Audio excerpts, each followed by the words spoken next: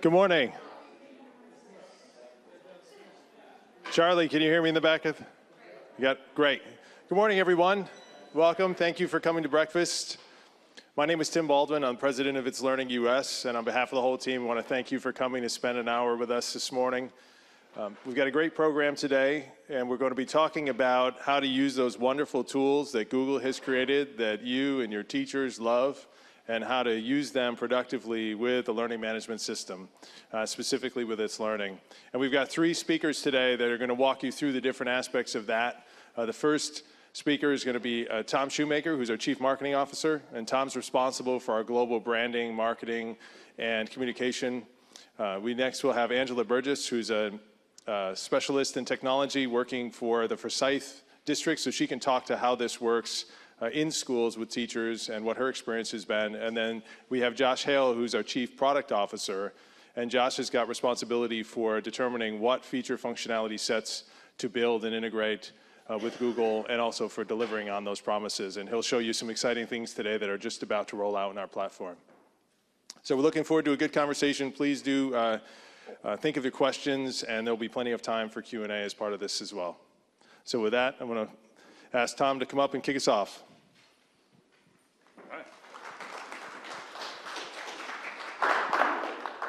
Good morning.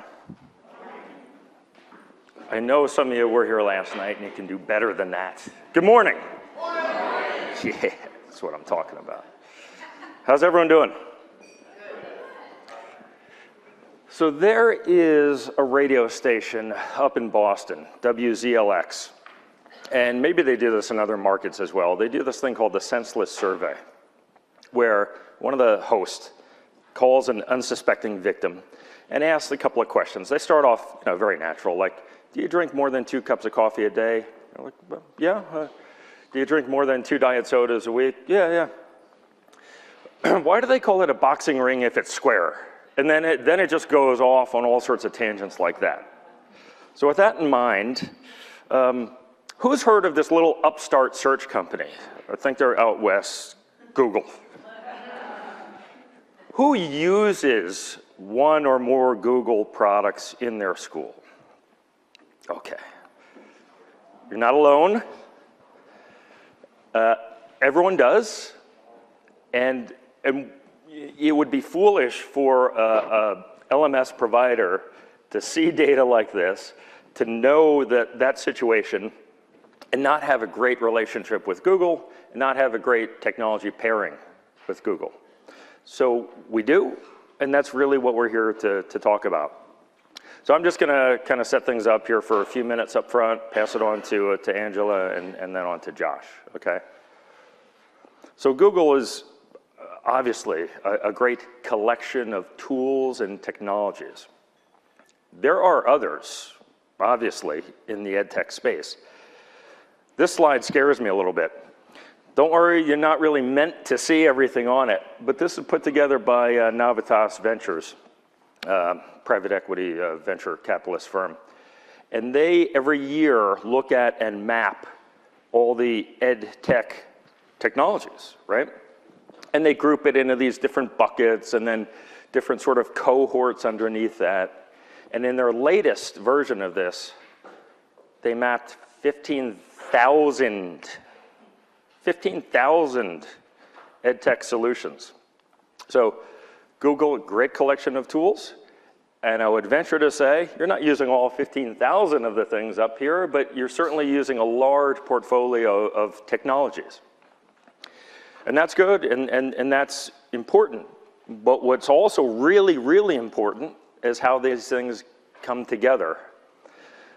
I've never heard someone say a teacher's got more than enough time to do all the work that they need to do in a given day, right? So being very cognizant of that time and around the workflows that the teacher has to engage in every single day, super, super important. As an example, if a teacher's trying to work with Google and a learning platform, itslearning or some other platform, this might be the typical workflow that gets involved in that. And for something very, let's say, simple as creating and administering an assessment, look at all these different steps. The teacher does some things in blue, the student does some things in green. Some of these things happen perhaps inside a learning platform. Many of these things happen outside. Teacher might first create an assignment, they write the instructions, they might create a Google Doc, they might go search and find some resources to actually embed inside that assignment. They save that doc, maybe they create a link to it, and then they come inside the learning platform and they paste that link, and then they post the assignment, and then the student logs in, clicks on the link, does the work, so on and so on and so on. Kind of cumbersome, right? There can be a better way. But this is not unique to Google, right? This paradigm of having lots of different point solutions trying to work together. And this is that 5,000 ed tech apps simplified. But we see this very, very often where a school district will use a tool for doing assignments, a tool for doing assessments, a tool for doing grading, maybe a pseudo learning platform, a lot of different tools. And that's okay. Those are capabilities that you need in order to advance your digital maturity. That's a good solution, but when it comes to the single objective that you're trying to achieve, which is to improve outcomes, right? It doesn't really move the needle all that much, okay? A better option would be not if you're using these separate, disparate point solutions, but instead you have them all on a common platform, right? We would talk about this as being a platform-centric approach, okay? You have advantages in that you've got a common look and feel, perhaps a common database, a common user experience, lots of goodness from this. And that consolidation, perhaps even a single sign-on, can save time for the teachers. That's good. That moves the needle a bit further. But we think that there is something better. It's not just the notion of having a platform, but it's the notion of having all those pieces interconnected, right? It's not just the skeleton, if you will, but it's the connective tissue. And we think of that as learning-centric. When you do everything optimized around the outcome, okay? Being learning, that is really where you move the needle. And that is what we think is special about itslearning. And as part of that platform, we think very carefully about how Google interplays inside of that. And you're going to hear some great examples of things that are coming in the very short term and things that we're thinking out longer term. But just to dive into this wheel here a little bit more, and this is my last slide because most of you don't want to hear from the marketing guy. We want to pass it on to teachers and the product folks. But this is how we think about things. We think about a collection of interconnected processes, right? Where planning might consist of the district coming up with a curriculum, might consist of teachers collaborating on new courses, teachers crafting lesson plans or individual education plans for their students. Then the engagement, where the teachers are looking for ways to reach each individual on the basis that works best for them. Teaching using a variety of different methods, whether it's project-based, UDL, flipped, what have you, according to the teacher's preferences. Being able to do assessments, giving time to reflect on the learning that's been done, measuring and reporting on those results so that you then can close the loop and enable that continuous improvement. But the real special sauce that we think is missing in a platform approach, but that we offer in a learning-centric approach, is all of the connected tissue here. So everything is tied together. Plans, for example, embed learning objectives into the courses and those lesson plans. In turn, the resources used are directly aligned to those standards. Same for the assessments. They report against those standards. And everything is with an aim towards continuous improvement and with an outcome of improved learning. So that's the way that we kind of think about things. And Google is a very important piece that fits inside this larger learning-centric ecosystem. So with that, just as a little background, I'm going to pass it on to Angela. Angela, as you know, is from Forsyth, responsible for instructional technology, and she'll talk about her experiences today and perhaps going forward in using Google in your district. Angela.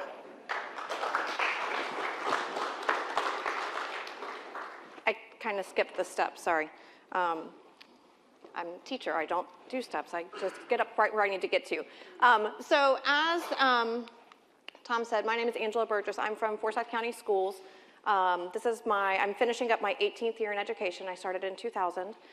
Started as a French teacher, and so that's my background. And one of the reasons that I always start with my background as a teacher is because I think that's really important, is to remember that we're focused, everything that we're doing, whatever we're using, whatever tool we're using, is because it's about making life better for our students and helping them get better. And that's why I started using technology in the first place, because I couldn't afford to take my students to France every day. I couldn't even afford to take my students to France every year. But technology, even back in 2000, there was technology that was available for me to bring France to my students. And so that really kind of started my journey of using technology in the classroom. And this was way before Google. Like Google, I don't even think as a search engine existed yet. We still Yahoo'd things. We didn't Google things. So then I became more interested in this. I got my master's in instructional technology. I'm now getting my doctorate in curriculum and instruction with a focus on educational technology, because that's really where I kind of see this going, is it needs to be not where curriculum stands over here and technology stands over here, and never the two shall meet except when one needs something from the other. So that's my background, because I do like to start with that, because I like people to understand that I do this because I'm about the learning, not about the shiny. And a lot of people are just about the shiny. So my first year as an ITS was also my last year in the classroom. It was also our first year as a district of adopting itslearning as our learning platform. We had one before, and it went away, and so now we had itslearning. And so my first year was helping teachers understand that this was how they were going to use things, this was how to use it, this was what they needed to do, and also calming their fears, because they were like, oh my gosh, it went away. What do you mean it went away? Why can't we have it back again? And I had to explain, it was dead, and that was what I joked with them. It was dead, they could go cry at its grave, it was not going to come back again. They needed to move on. So that was my first year as an ITS, was with itslearning. And like I said, it was also my last year in the classroom, so I just dove feet first, and I did everything that it could do. If itslearning could do it, I used it with my students, because I needed to know what it could do. A couple of years later, we adopted G Suite as a district. Back then it was still called GAFE, or GAFE, however you choose to call it. But it wasn't a fanfare thing. It just kind of appeared randomly in itslearning for us. All of a sudden there was a thing that said Google Drive, and people were like, Google Drive? What's that? We don't know what that is. And then a couple of years after that, we suddenly got Google Classroom. And then just to add more things into this, and I'm not going to talk about this too much, this past year we got a new assessment engine. So now teachers have tons and tons of tools, and you would think they would be super excited. They have all these tools that they can use to do anything they want to. But instead, there was a lot of mass confusion. They didn't understand which tool to use. They didn't understand what the tools did, so they didn't know how to use them the right way. You know, what was G Suite doing? Was Google replacing Microsoft Office, or was it replacing itslearning? What were we supposed to do with it? And then what about once Google Classroom showed up? Are we even allowed to use Google Classroom? We have itslearning. Maybe I'm not supposed to use it. I don't know what to do. And then when you're talking about using Google Docs with students, they share those documents with you, because that's how you get them. And then you have spontaneous combustion. And then you have your shared with me that's just unbearable. You can't figure out what you're doing, but you want to use the technology, but you don't understand the right way to do it. So with all of those tools, I realized that I needed to sit down and I needed to provide some sort of clarity for my teachers. I needed to help them understand what the tools were and how to use them best for their own sanity. Because they were having to teach, they were having to learn the technology, they were having to help their students use the technology, and at the same time, they were having to teach the content as well. So I needed to provide that clarity for them. So I had a coworker for a couple of years, and so what I did is we sat down, we closed the door, and we said, okay, the first thing that we need to do is we need to understand and we need to come up with a common message of what each tool is and how we can use it. So we sat down and we said, okay, G Suite is not replacing Microsoft Office, but because you still have Microsoft Office. If you want to use Word and PowerPoint and Excel, totally fine. But that's what G Suite is. It's your, these are the things that it does. And then we said, okay, what are the pros and the cons? We've got to actually decide, so not just what each tool does, but because some of them do overlap, but which one is stronger and which one is weaker, and when do you use the ones that you have? And then kind of prepare that to our teachers. So we did that comparison. We came up and we decided that, for example, a Google Doc is much better than a Word doc. And it's better than a note in its learning because of that feature, that ability to be live. Because I'm sure you're like me, you've made your presentation or you've made your handout or whatever, and you upload it or you print it out and you give it to students or whatever, and then as soon as you do that, you realize that there's a mistake on it. Okay? And you've also maybe emailed it to your content team and maybe put it somewhere else where you have a common shared folder, and then you have to go back and email everyone else and say, just kidding, there was a mistake on there.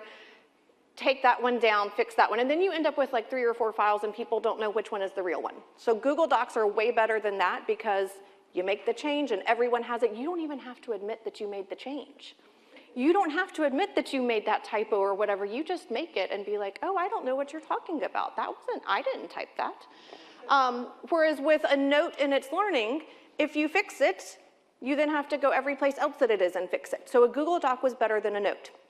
On the other hand, tests in its learning were better than quizzes in Google Forms. And again, this was back before Google Forms even offered quizzes as a real thing. You had to go to Flubaroo. But the tests in its learning definitely were stronger test questions. You got to ask better questions. And again, that's what we need to be doing. We don't need to be asking just multiple choice questions. Multiple choice questions are great when you're preparing for AP exams. You kind of have to. But for everything else, we need to be asking kids to do more. And its learning test questions did that. So we made those comparisons, and then that's how we started presenting things to teachers, was how to use the tools together. And that type of clarity really helped them to start understanding what things were, because with all of those changes that happened, I mean, this started in 2013, it's 2018, I just gave you 4 new tools that our teachers had. And their biggest fear was, why do I have to learn this? What if it just goes away? And that question first started not with its learning, but with Google. And what I had to explain to them was, guys, if Google goes away, we've got much bigger concerns in the world. Like, if Google disappears, we need to just be preparing for the end of the world, because it's not going anywhere. It is slowly taking over everything. So we just need to, don't deal with what if it goes away. Instead, learn how to deal with it. Okay, learn how to use it for your students and be better. So if any of you know Alice Keeler, okay, so Alice is huge Google guru. Sounds a little bit like she's yelling all the time, because she is. She's got caffeine running through her veins. Seriously, the woman is a miracle. She will tell you that if you use Google and an LMS, she says that you should always start with the LMS. I kind of go a little bit opposite with that. What I say is that if you're using Google and Google Classroom with its learning, with any sort of LMS, you really need to end with the LMS. No matter what you do, whether you start with Google or you start with Google Classroom, you all need to make it end up in your LMS, because that way you have that one spot where everything is. One of the problems that we had with teachers when they were trying to decide if they could use Google Classroom is that students didn't know where things were. Was it in the LMS? Was it in Google Classroom? Was it just in their shared with me? So that was our message. Wherever you go, you end up in Google Classroom. And Google Classroom, you end up in its learning. One of the things that Google Classroom did that made that really easy is because they added that feature where you could post a link to the thing. And so that's what that was huge for us, because then the teachers could collect documents through Google Classroom and have that shared with me folder not be so overwhelming, because they had everything in their they had everything in a folder in Google Classroom. But the way that they could get to things is they took that share link and they put it in itslearning. And that just made their life so much easier. They didn't have to deal with all of the documents being shared with them. They didn't have to deal with students continuing to work on assignments after they had turned them in to the assignment box in itslearning. They didn't have to worry about not being able to see things while students were working on it.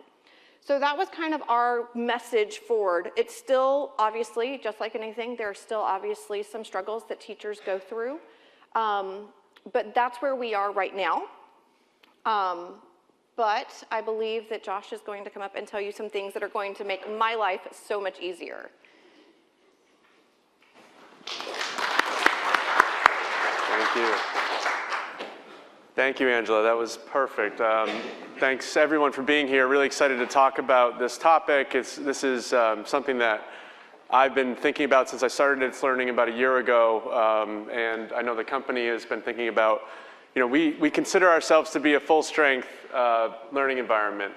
As Tom talked about, lots of great processes that can be supported through the platform. But if I can take a step back and think about the role of the product team at an internet company or a SaaS company, a lot of what we want to think about are, what are the problems that exist for our users and how can we solve those problems? And I think problem is a strong word. I think we'll get back to some of the problems that Angela talked about trying to address early in the days of looking at Google and looking at these other tools, and also the problems that I think she still has today and how we're going to try to solve those. But I also think of problems as being relatively simple and easy. One of the things I'd like to say to my team is, you didn't know you had a problem when you had to type 4 numbers into your phone, but once face recognition came along, you realized, like, oh man, those 4 numbers are a real pain in the butt. Or, I also was, shocked myself when I got Apple Pay to work. I don't know if anyone uses Apple Pay out here, but the problem of having to reach into my wallet and pull out a credit card and slide it into a slot in a machine, those are problems that we also need to be sensitive to and think about. Even saving the 5 seconds of typing 4 numbers into a phone, Apple obviously saw that as a really important problem to solve and put probably millions of dollars into figuring out how to solve that problem. So as a product team, we want to try to identify where those problems are, and from that, get ideas about how we want to try and improve our platform.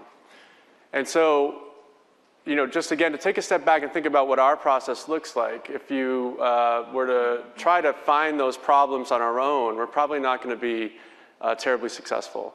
And so it's really important to me and to our team and to our organization that we think about, the idea that kind of going back to classic example of, born with one mouth and 2 ears. So how can we listen? How can we do a better job of talking to our customers and learning from those that are using these tools every day and going through those pains? These are the folks that have those problems, that know what those problems are. Maybe sometimes they don't recognize them themselves.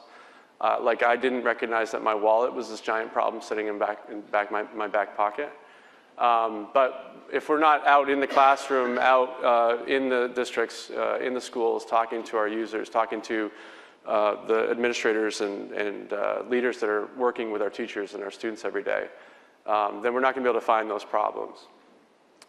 So when it comes to Google and cloud tools, we, as Tom mentioned, we knew that there was a lot of energy around these tools.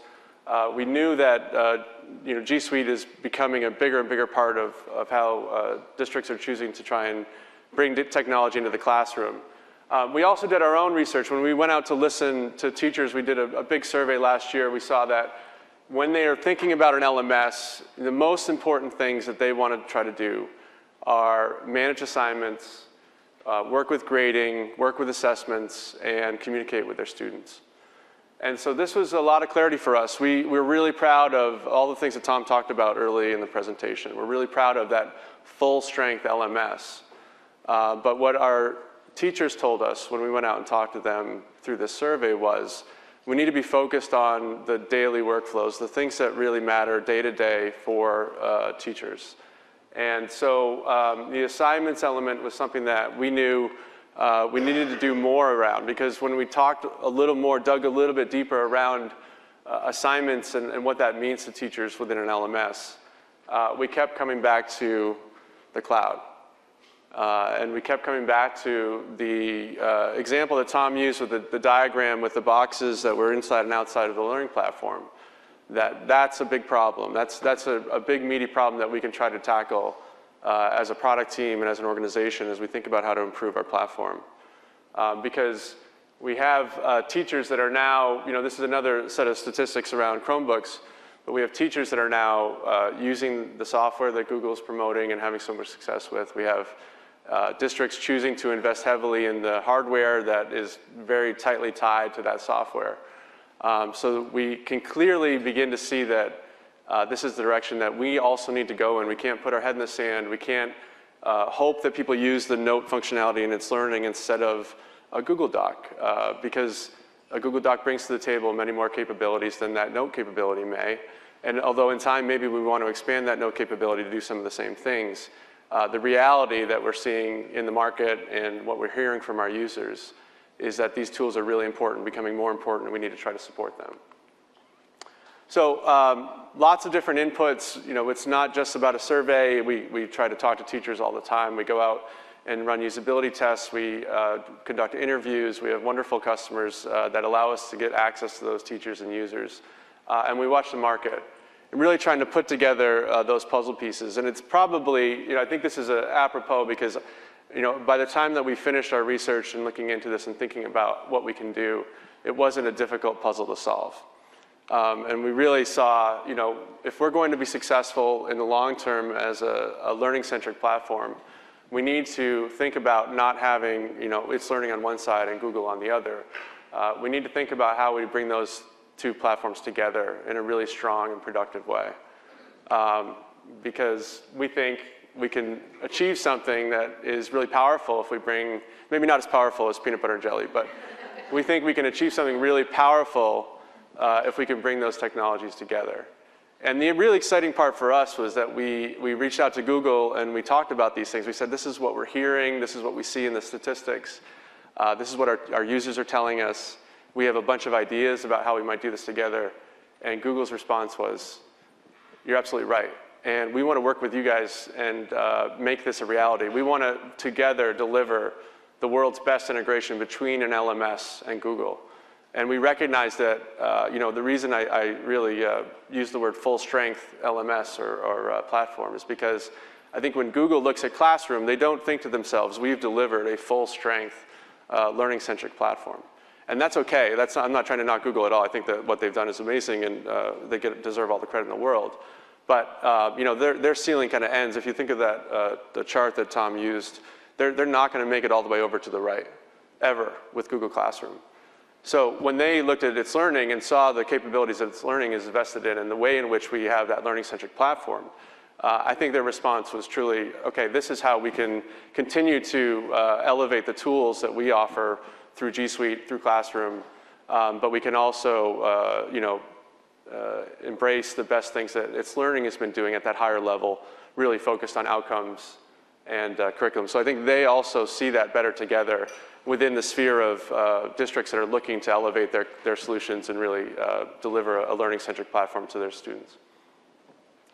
So what does that mean for itslearning? So I'm really excited to share with you the technologies that we've been working on this year that we'll start rolling out to some of our customers next week, actually. And ultimately, what we're trying to do is bring together, again, this learning-centric platform that Tom talked about, all the connective tissues with what we believe teachers and students value most in tools like Classroom or tools like G Suite. And so when you look at Angela's solutions that she's brought to the table for Forsyth, she's doing that in part due to the limitations that have been in itslearning. When I look at what we're going to be delivering to Angela next week. My hope is that she's got a big smile on her face, because this is the next evolution in how the itslearning platform can marry her interest in what she wants to do there with what she knows her teachers and students want to be able to do with Google. So I'm just going to point out a couple of things around, this is a snapshot from our assignment tool. So this is a teacher creating an assignment on Shakespeare. And so one of the major improvements that we're bringing here is just the ability to simply get to files within your drive, to create a new file straight from the assignment tool. So taking some of those walls down that Tom's slide showed of the many boxes and the student or teacher jumping over those walls. But I also just want to emphasize, these are just a few of the things that a teacher can do within the assignment tool. You can see here we have some standards that are mapped to this assignment. We have, the option to make this a group activity, to enable peer assessment on this, to choose your assessment scale. There's many other things that we're capable of doing within the platform for the assignment tool or outside of the assignment tool in other parts of the platform. So that, is really the special sauce that I think we bring to the table and that we can successfully integrate with what Google's doing.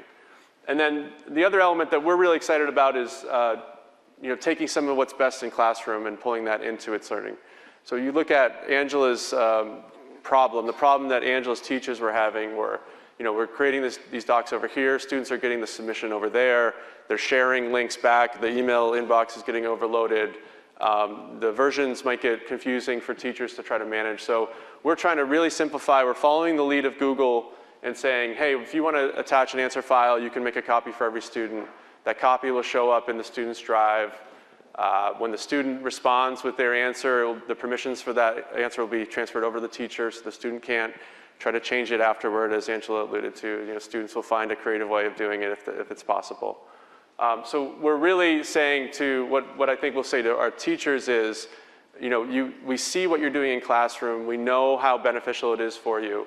We've brought that into itslearning. We've taken all the special sauce, all the technology that goes along with this, and there's a lot of complicated stuff that happens behind the scenes.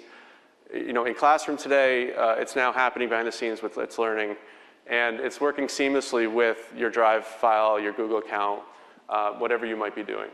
And again, it's tying in all these other additional powerful capabilities within the assignment tool that you know and love in itslearning, and you want to be able to use seamlessly and universally for all of your assignments. And it's focusing on the area you told us you want to use the most often in an LMS and that you feel has the most value for you in an LMS. And then last but not least, we want to bring the assessment process. So this is the assignment that's been answered by a student. It's now, this is Google and itslearning being presented together when one screen. The student's assignment has been answered here in Google.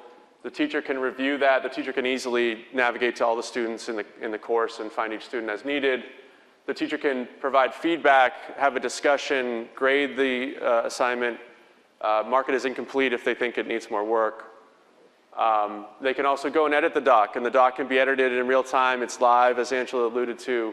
Those comments can all be seen by the students, either even in progress before the students handed it in. The teacher can peek over the shoulder, take a look, add some commentary, support the student if they might be looking like they need support, and then wait for it to be fully submitted in order to assess it. So we're really excited about these things. We think based on talking to teachers about their problems, based on showing teachers these solutions. I know Angela, well, I don't know for sure she smiled because we were on a phone call, but could hear the smile in her voice when speaking with people like Angela about these things and showing them the live software as it's working over the last few weeks. The response to this has been really, really strong, and Google's really excited about this as well. So we're really proud of the work being done here. We think it's just the start. And as we sit down and think about what do we want, as we work with Google on ideas, there's lots of things in front of us that we think could be done here. So this is the beginning, not the end. What our aim is to, again, as I said earlier, to have the world's best integration between an LMS and G Suite. And working together with Google, it's really exciting for us to think about what's the future possibilities here.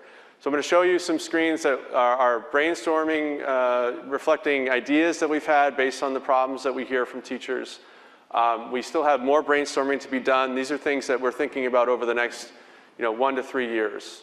So nothing like these previous screens are all coming out next week, so that's locked and loaded. These next screens are going to be things that we're thinking about.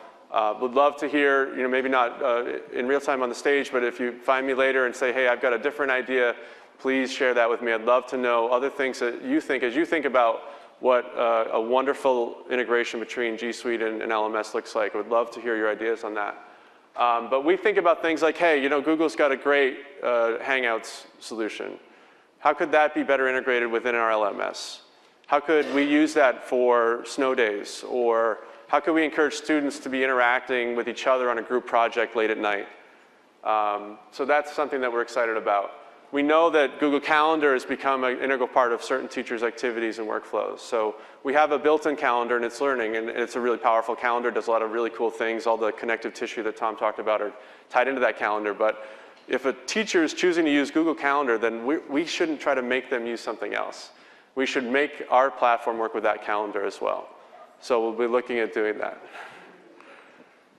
We also think we need to make it easier to access these tools. Sometimes, we look at our platform and think there's a certain process that needs to be followed in order for a teacher to interact or engage with a student. This is just showing, it's hard to see here, but at the bottom here is just a doc where a teacher potentially could say to a student, the three of you, I want you to start working on a writing program. Just go ahead and open Google Docs from your itslearning doc and get started. So how do we provide quick and easy access to those key tools that a teacher wants to use? That way you don't have to go and open a new tab. You don't have to go and log in a different place. Again, this is something that I think is a little bit similar to the face recognition or the wallet. This will save, it's not that much work to open a new tab until you realize that once you don't have to open a new tab anymore, your life is markedly better. And life is funny that way. Sometimes it's those little impediments that we never realize add up into something that can be a pain in the butt. We're also thinking about how do we get itslearning into Google products. So this is something that I think is a really, really important aspect of our strategy, is how do we move beyond the idea that we're the center of the world, that the teacher wants to be spending all of their time in the LMS. That is not true, right? We know that teachers would not tell you, if we went out and surveyed teachers, do you want to do everything from within the LMS? They'd say, of course not. So how do we get itslearning into other elements of where they're going to be? One element that Google offers is the ability to create add-ons. And so if a teacher's using Google Docs, how do we allow them to quickly and easily create an assignment from within their Google Doc instance?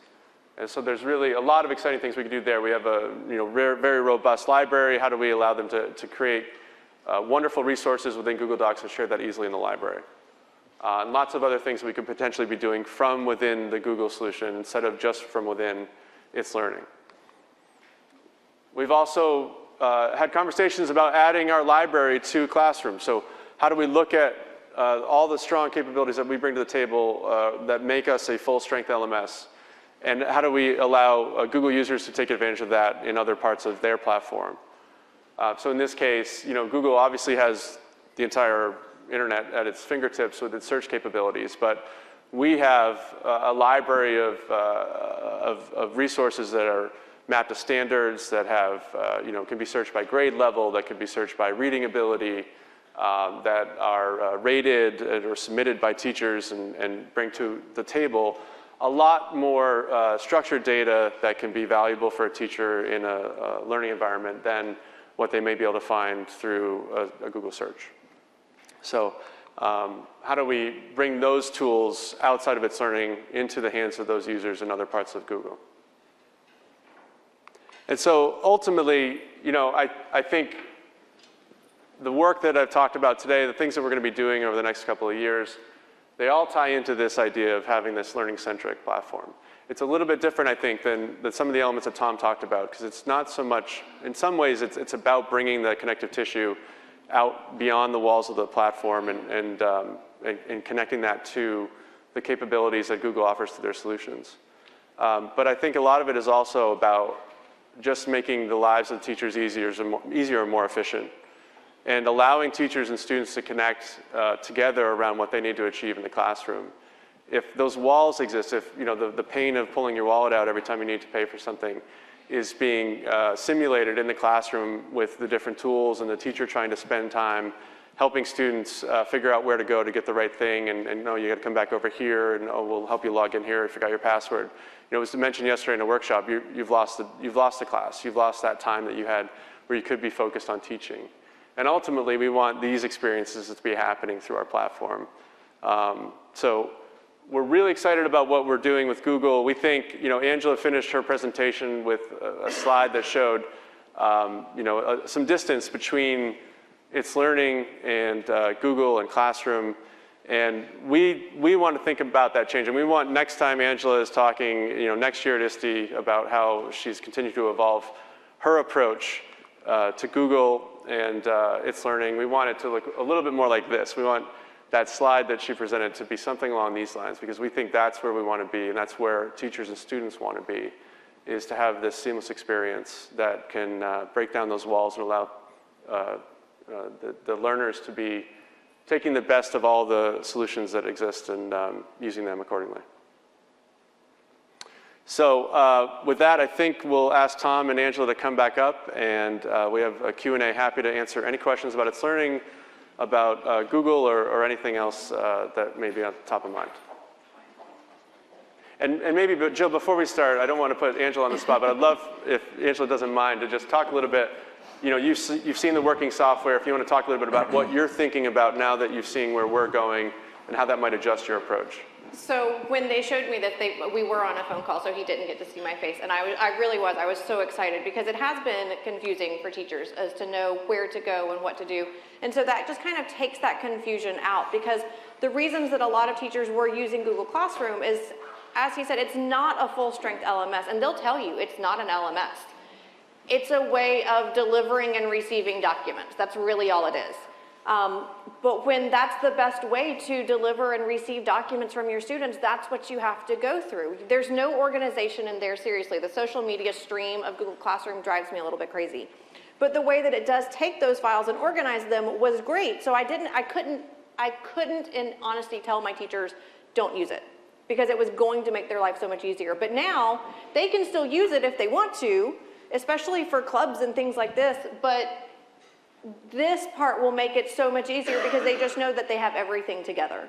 And that really does. When you know that you've got everything together and you know where to find everything, it really does just make everything so much easier to start with what you're doing and get to the real part of what we're supposed to be doing, which is teaching kids.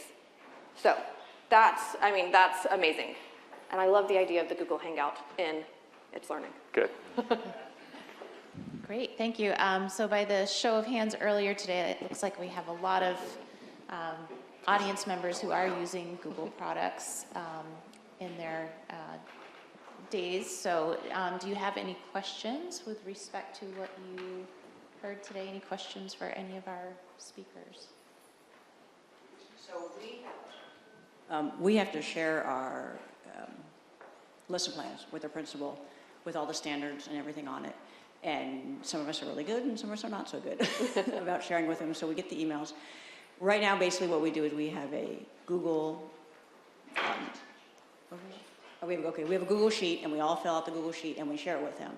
And again, now here we get to the pain where you have to make it, you have to unload it. So on your LMS, right, is there a place where teachers can just go boom? Yes. Create it? So you can use, in itslearning, there's what's called a planner. In our district, we also have to, we have a mandate from our superintendent. My superintendent does not have very many non-negotiables, but he has, his non-negotiable is that resources need to be posted in itslearning so that parents can see them as well and administrators can see them as well. So in itslearning, there's the planner. And so you can put your lesson plans, link to the standards, all of your activities and resources, whether it's Google stuff from within itslearning, their activities and resources. You can put all of that in the planner, and then your administrators can go in and see it. And so you don't do anything except post lesson plans for your students and for yourself. And then the people that need to be able to see it can see it right away. You don't have to share it with them. You don't have to do anything else. Any other questions regarding using Google products or using them within an LMS? So any of the add-ons that teachers are using now, like Google Docs or Sheets or anything, those also come with Yeah, so like if you. They're working on math teachers, they're texting me right now. Yes, yeah. So if you use, so if you're talking about your math teachers, one of the things that they probably like, they used to like the GMath, which then went away. So now they probably use Equatio, the extension. But yeah, all of that, if you put, once you put it in the Google Doc, it is there wherever you put it. So if you put it in the LMS, all of that shows up there.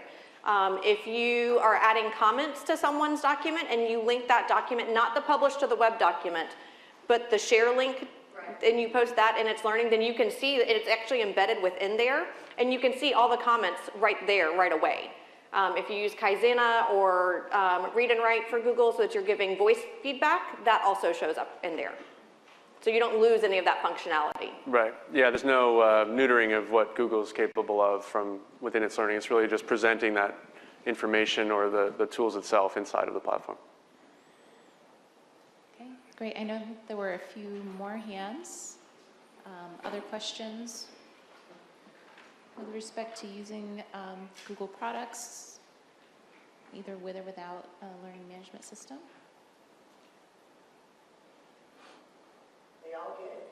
Okay, so we want to thank all of you for joining us today for breakfast to hear about this topic, and also want to extend a big thank you to Angela for joining us today from Forsyth and giving us that teacher and technology trainer view of this topic. And thank you to Josh and Tom also. If anyone is interested in learning more about how itslearning works with Google, please visit us at booth 2358 in the exhibit hall.